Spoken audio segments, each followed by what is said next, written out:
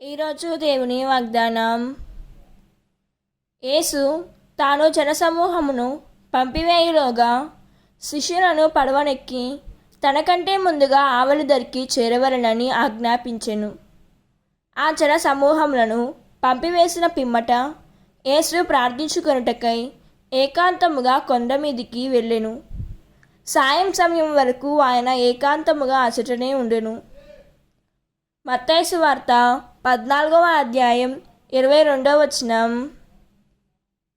ఈ వాక్యం మనకు ఏం చెబుతున్నదంటే, యేసు ప్రభు మనకు ఒక గొప్ప ఆధ్యాత్మిక పాఠాన్ని నేర్పిస్తున్నారు. జన సమూహాలతో సేవ చేసిన తరువాత కూడా ఆయన ఏకాంతముగా కొండపైకి వెళ్ళి ప్రార్థించారు. యేసుకు ప్రార్థన అవసరం లేకపోయినా తండ్రితో సహవాసానికి ఆయన ప్రార్థనకు ప్రాధాన్యత ఇస్తున్నారు. దేవుడు ఈ వాక్యం వింటున్న ప్రతి ఒక్కరిని దీవించునుగాక. ప్రార్థన. ప్రభువైన యేసయ్య, నా జీవితంలో ఎంత పనులు బాధ్యతలు ఉన్నా నీతో ఏకాంతంగా గడిపే సమయాన్ని నాకు ప్రసాదించుము. నేను నిర్లక్ష్యం చేయకుండా నాకు కృప దయచేయండి.